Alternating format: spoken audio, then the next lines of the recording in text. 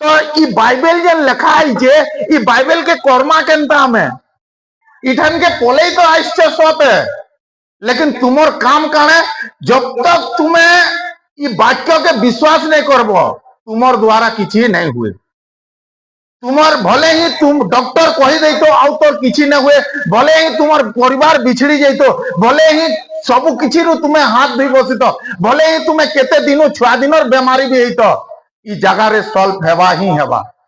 लेकिन केते बेले जब तक तुम्हें वाक्य के विश्वास नहीं करबो नहीं के तुमर जीवन रे किसी घटी न पारे। जेन दिन तुम्हें प्रभुंकर वाक्य के विश्वास करबो तुमर जीवन रे असाध्य विषय के साध्य देखबो, असंभव विषय के संभव हेबार देखबो। जेनटा कि किछि नुहे से जिनिस तुम्हें जेनटा भाभी नहीं, जेनटा कल्पना नहीं करी, जेनटा तुम्हें कल्पना नहीं करी, जेनटा तुम्हें भाभी नहीं, जेनटा तुमर हृदय रे केबे जातो ही नहीं, से जिनिस सेते बेले देखबो जेते बेले तुम्हें ई वाक्य के काण करबो विश्वास करबो। हालेलुया।